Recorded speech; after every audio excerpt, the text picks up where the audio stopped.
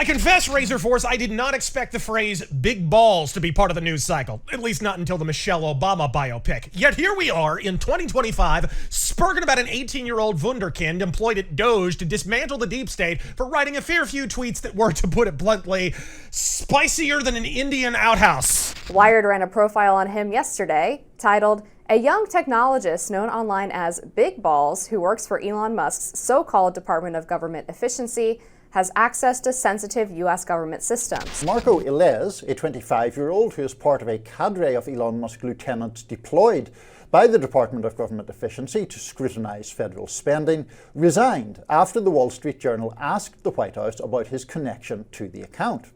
The Journal unearthed some tweets the outlet says are linked to Illes. The Journal says the now deleted account, called Null PTR, wrote tweets like this. "Just for the record, I was racist before it was cool. You could not pay me to marry outside of my ethnicity. I would not mind at all if Gaza and Israel were both wiped off the face of the earth. Normalize Indian hate." Normalize Indian hate. Oh, shit!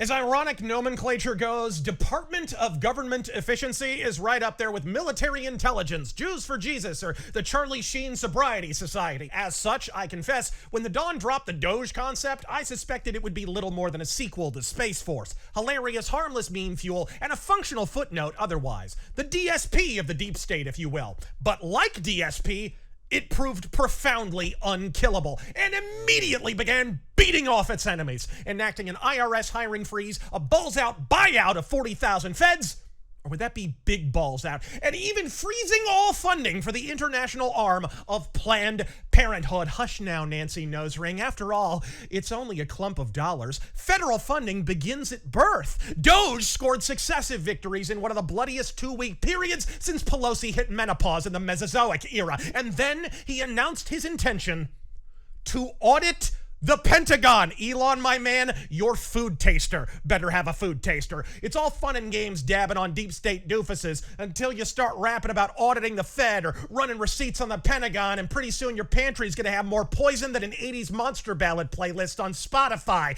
And after 2 unremitting months of the Dems disorganizedly scrambling to muster a reprisal to the two-fisted Trump-acost, it was precisely the Pentagon audit threat that preceded their first fumbling effort at rejoinder. Bribe yet another Obama judge with Mayor, Blatt, or Berg in his last name to slap a powerless, proof-free restraining order on said audit, absent discovery or even the slightest attempt to inform the damn defendant. As courtroom injustices go, this one fell somewhere between OJ's acquittal and To Shill a Mockingbird. I don't know what kind of courtroom can halt an executive order to obtain receipts from an executive department, much less conceal said litigation from the accused, all while forbidding reprisal, but I'm sure it had a ceiling fan in it. Look, if this order were any more transparent, Kanye's wife would be wearing it. It's illegal, utterly unenforceable, destined to be donkey punched by the dawn, and if you know a solitary thing about politics, then you also know that's the entire point. If this attempted delay were any more blatant, KY would be selling it as a cream.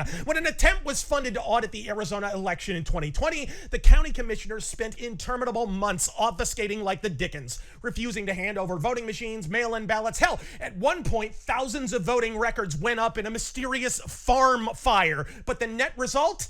The audit wasted money and precious political capital, convincing a gaggle of entrenched autistic establishmentarians to abide with the will of the voters. And the net result was a full forensic audit that, despite document interference on all fronts, nevertheless uncovered irregularities that obliterated Biden's victory margin more than 5-fold. Wake up and smell the bleach, bit, while a bitch in a black robe bangs his gavel, secure in the knowledge that even should he be debenched, he'll enjoy a cushy consulting gig at Goldman Sachs. The real dirt is being done on the down low. Look, I'm no adherent of Andrew Jackson, but a gut-busting, if apocryphal exchange came when he embarked on the Trail of Tears, only to be rebuffed by a higher court, to which Old Hickory is alleged to have replied, "Judge Marshall has made his decision, now let him enforce it."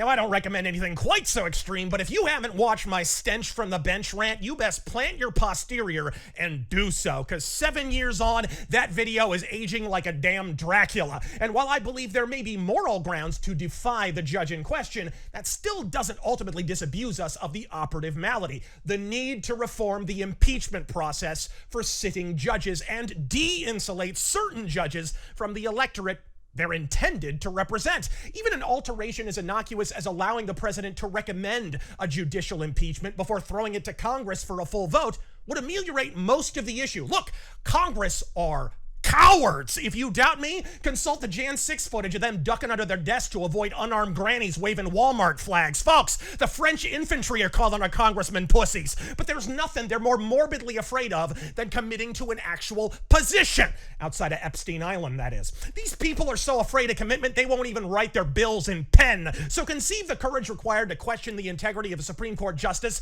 cut that shit in half, multiply it by the number of limp-wristed rhinos in Congress, and wonder no longer why the one and only impeachment in Supreme Court history occurred when Washington was still above ground. Many may like to impeach a judge, but no one wants to bear the political consequences of it. By allowing the president to recommend a judicial impeachment, you allow him to bear the brunt of the political scrutiny without actually conferring upon him any real political power to remove judges in the process. However you do it, and whoever you do it to, don't do it halfway. Trump or no Trump, we're knocking on the door of a $2 trillion deficit, which may sound like a lot, but it's really only like half John Fetterman's hoodie and sweatpants budget, which explains seemingly drastic actions such as Trump's discontinuation of the penny for reasons of high cost. Only the Fed could find a way to spend 2 cents to produce a penny. But why get rid of it, I ask? Hell, just cut the penny in half, or better yet, drop it between 2 rabbis and let nature take its course. Either way, no one looks more chest-slappingly, paste-guzzlingly retarded than the leering lulberts who argued, DOGE will do nothing. In 2 weeks, Elon and Trump have crossed more items off the lulbert Santa Claus wish list than Gary Johnson ever promised to. And after booing Trump at your little cringe convention, you bitches better propose marriage to that L, because you'll be holding on to it a while. Look, I get the cause for this resignation, but let's not kid ourselves. If Big Balls was black and the self-same tweets were unearthed, only directed at Walmart shopping, NASCAR watching, banjo strumming honkies, he'd be promoted to president, and don't you damn deny it. This kid wasn't fired for Fed posting. He was fired for doing so while white. I admire what Elon's attempting to do, and I concede the concept of DOGE has been infinitely more effective than I dared ever anticipate. But uncovering IRS documents, pounding the Pentagon, keep this shit up, and you'll both wind up with the life expectancy of a Linkin Park singer. Though on the plus side, at least Chester Bennington died as he lived, connecting with a fan. I'm Razor Fist. Godspeed! You